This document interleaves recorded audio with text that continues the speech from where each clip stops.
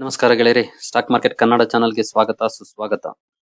ಗೆಳೆಯರಿ, ನಿಮ್ಗೆಲ್ಲ ಆಲ್ರೆಡಿ ಗೊತ್ತಿರಬಹುದು, ಇವತ್ತು ಕೂಡ ನಮ್ಮ ಮಾರ್ಕೆಟ್ ಹೊಸದಾಗಿ ತನ್ನ ಆಲ್ ಟೈಮ್ ಹೈ ಅನ್ನ ಅಚೀವ್ ಮಾಡಿದೆ. ನೀವು ಸೆನ್ಸೆಕ್ಸ್ ಅನ್ನ ನೋಡಬಹುದು, ಇವತ್ತು ಆಲ್ಮೋಸ್ಟ್ 63,583 ಟಚ್ ಮಾಡಿ ಕೊನೆಗೆ 63,284ಕ್ಕೆ ಕ್ಲೋಸಿಂಗ್ ಅನ್ನ ಕೊಟ್ಟಿದೆ.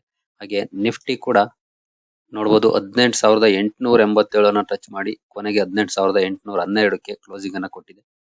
ಈ ರೀತಿಯ ರ್ಯಾಲಿ ಇವತ್ತು ವರ್ಲ್ಡ್ ಮಾರ್ಕೆಟ್ ಅಲ್ಲೇ ಕಂಡು ಬಂತು.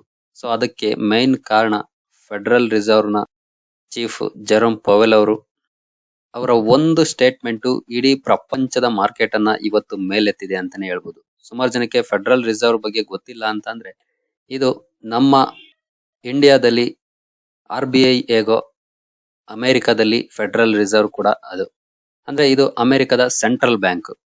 ಸೊ ಇದರ ಚೀಫ್ ನಮ್ಮ RBI ಗವರ್ನರ್ ಹೇಗಿರ್ತಾರೆ ಹಾಗೆ ಫೆಡರಲ್ ರಿಸರ್ವ್ ನ ಚೀಫ್ ಜೆರೋಮ್ ಪವೆಲ್ ನಿನ್ನೆ ಪವೆಲ್ ಮೀಡಿಯಾಗೆ ಫೆಡರಲ್ ರಿಸರ್ವ್ ನ ಮೀಟಿಂಗ್ ನ ಮಿನಿಟ್ಸ್ ಆಫ್ ಮೀಟಿಂಗ್ ಅನ್ನ ಬ್ರೀಫ್ ಮಾಡುವಾಗ ಒಂದು ಕೊಟ್ಟಂತಹ ಸ್ಟೇಟ್ಮೆಂಟ್ ಇವತ್ತು ಎಲ್ಲ ಮಾರ್ಕೆಟ್ ಗಳಲ್ಲಿ ಈ ತರದ ರ್ಯಾಲಿ ಕಂಡು ಬರ್ಲಿಕ್ಕೆ ಕಾರಣ ಆಗಿದೆ.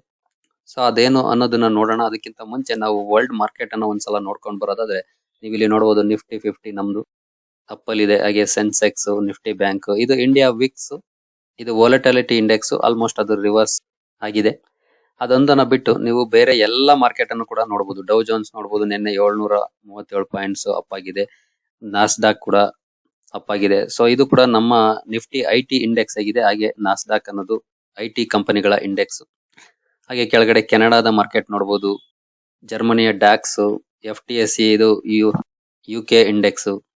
ಸೊ ಹೀಗೆ ಸುಮಾರು ಇಂಡೆಕ್ಸ್ ಗಳನ್ನ ನೀವು ನೋಡಬಹುದು. ಎಲ್ಲಾ ಮಾರ್ಕೆಟ್ ಅಲ್ಲೂ ಕೂಡ ಇವತ್ತು ಆಲ್ಮೋಸ್ಟ್ ಗ್ರೀನ್ ಕಂಡು ಬರ್ತಾ ಇದೆ. ಕೆಲವೊಂದು ಮಾರ್ಕೆಟ್ ಅನ್ನ ಬಿಟ್ಟು ATX ಅನ್ನ ನೋಡಬಹುದು, ಸ್ವಲ್ಪ ಅದು ಅಂತ ದೊಡ್ಡ ಮಟ್ಟದ ಬದಲಾವಣೆ ಏನಲ್ಲ. ಹಾಗೆ ಕೆಳಗಡೆ ಬರ್ತಾ ನೋಡ್ಬೋದು ನೀವು ಎಷ್ಟು ಮಾರ್ಕೆಟ್ಸ್, ನಿಕ್ಕೈ ಆಗ್ಬೋದು, ನ್ಯೂಜಿಲೆಂಡ್ ಮಾರ್ಕೆಟ್, ಶಾಂಘೈ. ಸೊ ಎಲ್ಲ ಮಾರ್ಕೆಟ್ ಗಳು ಕೂಡ ಆಲ್ಮೋಸ್ಟ್ ಎಲ್ಲಾನು ಕೂಡ ಗ್ರೀನ್ ಅಲ್ಲೇ ಇದಾವೆ ಇವತ್ತು.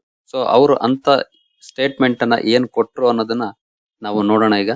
ಗೆಳೆಯರೆ, ಅವರ ಸ್ಟೇಟ್ಮೆಂಟ್ ಅನ್ನ ಓದ್ಬೋದು ನೀವು ಇಲ್ಲಿ. Fed chair ಪವೆಲ್ says smaller interest rate hikes could start in December. ಇದೊಂದೇ ಮೆಗಾ ಸ್ಟೇಟ್ಮೆಂಟ್ ಅಂತಾನೆ ಹೇಳ್ಬೋದು. ಅದನ್ನೇ ಹೆಡ್ಲೈನ್ ಆಗಿ ಕೂಡ ಪ್ರಿಂಟ್ ಮಾಡಿದ್ದಾರೆ, ಅದನ್ನ ನೀವು ಇಲ್ಲಿ ನೋಡಬಹುದು.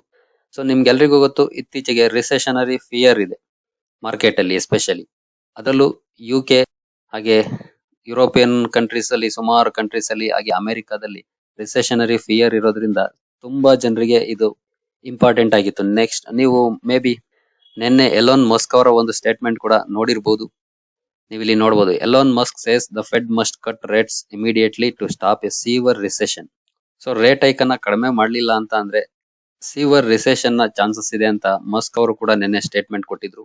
ಹಾಗೆ ಅವ್ರ ಸ್ಟೇಟ್ಮೆಂಟ್ ಕೊಟ್ರು ಅಂತ ಇವರೇನು ಕಡಿಮೆ ಮಾಡ್ತಾ ಇಲ್ಲ, ಆದ್ರೆ ಅವ್ರಿಗೂ ಕೆಲವೊಂದು ಮಾಹಿತಿಗಳು ಇರುತ್ತೆ. ಅದ್ರ ಮೇಲೆ ಅವರು ಡಿಸೆಂಬರ್ ಅಲ್ಲಿ ಅಂತ ದೊಡ್ಡ ಮಟ್ಟದ, ಅಂದ್ರೆ ಲಾಸ್ಟ್ 4 ಟೈಮ್ಸ್ ಏನಾಗಿತ್ತು 75 ಬೇಸಿಸ್ ಪಾಯಿಂಟ್ಸ್, ಆ ದೊಡ್ಡ ಮಟ್ಟದ ರೇಟ್ ಹೈಕ್ಸ್ ಕಂಡು ಬರೋದಿಲ್ಲ ಅನ್ನೋದನ್ನ ಒಂದು ಕ್ಲೂ ನನ್ನ ಕೊಟ್ಟಿದ್ದಾರೆ ಜೆರೋಮ್ ಪವೆಲ್ ಅವರು. ಹಾಗೆ ಅದರಲ್ಲಿ ಕೆಲವೊಂದು ಇಂಪಾರ್ಟೆಂಟ್ ಪಾಯಿಂಟ್ಸ್ ಅನ್ನ ಹೈಲೈಟ್ ಕೂಡ ಮಾಡಿದ್ದಾರೆ, ನೋಡಬಹುದು. But the caution that monetary policy is likely to stay restrictive for some time until real signs of progress emerge in on inflation.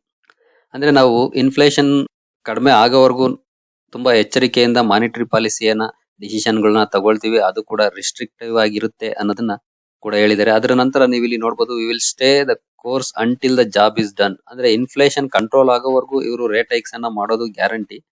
ಆದ್ರೆ ಇಂದಿನ ರೇಟ್ ಹೈಕ್ಸ್ ಏನಿತ್ತು ಅದರ ತರ ಇರೋದಿಲ್ಲ, ಅಥವಾ ಅದಕ್ಕಿಂತ ಕಡಿಮೆ ಆಗ್ಬೋದು ಅನ್ನೋದು ಅವರ ಸ್ಟೇಟ್ಮೆಂಟ್ ನ ಸಾರಾಂಶ ನಾವು ಹೇಳೋದಾದ್ರೆ.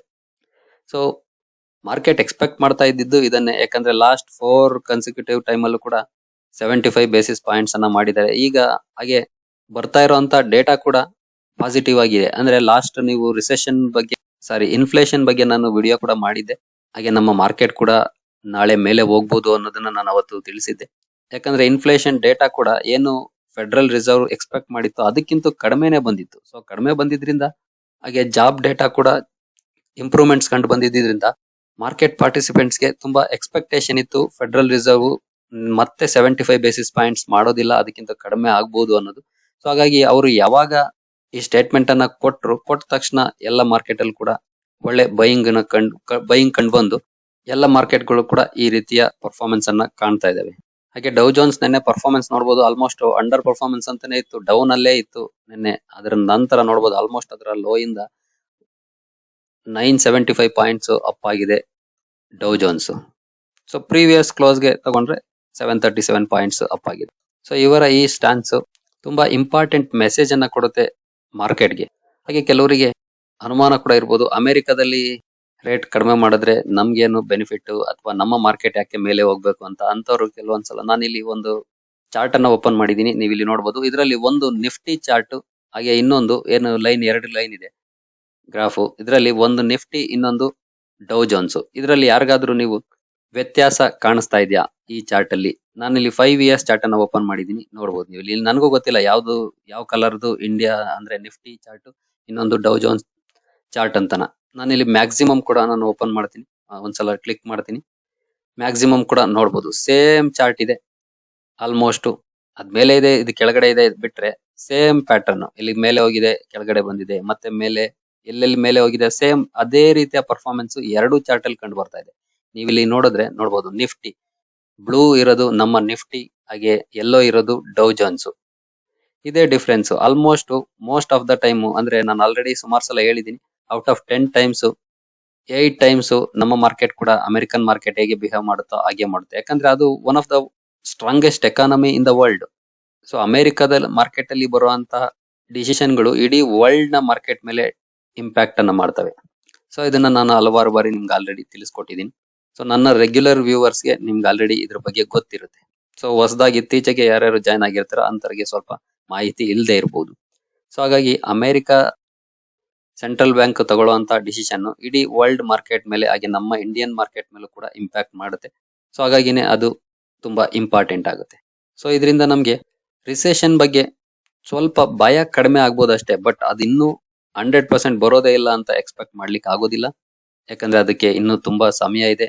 But in case rate hike ಮಾಡ್ತಾ ಹೋಗಿದ್ರೆ ಅದು ರಿಸ್ಕ್ ಜಾಸ್ತಿ ಇರೋದು. ಸೊ ಅದನ್ನ ಕೂಡ ಅರ್ಥ ಮಾಡ್ಕೊಂಡು ಮೇ ಬಿ ಫೆಡರಲ್ ರಿಸರ್ವ್, ಹಾಗೆ ಇನ್ಫ್ಲೇಷನರಿ ಡೇಟಾಸ್ ಆಗ್ಬೋದು, ಹಾಗೆ ಜಾಬ್ ಡೇಟಾ ಆಗ್ಬೋದು, ಕೆಲವೊಂದು ಪಾಸಿಟಿವ್ಸ್ ಕಂಡು ಬರ್ತಾ ಇರೋದ್ರಿಂದ ಆ ಪೇಸ್ ಅನ್ನ ಸ್ವಲ್ಪ ಕಡಿಮೆ ಮಾಡೋಕೆ ಪ್ರಯತ್ನ ಪಡ್ತಾ ಇದೆ ಅನ್ನೋದನ್ನ ನಾವು ಅರ್ಥ ಮಾಡ್ಕೊಳ್ಬಹುದು. ನೋಡೋಣ, ಯಾಕಂದ್ರೆ ಮುಂದೆ ಆಗೋದನ್ನ ನಾವಂತೂ ಇವತ್ತು ಎಕ್ಸ್ಪೆಕ್ಟ್ ಮಾಡ್ಲಿಕ್ಕೆ ಆಗೋದಿಲ್ಲ ಅಥವಾ ಹೇಳಲಿಕ್ಕೆ ಆಗೋದಿಲ್ಲ.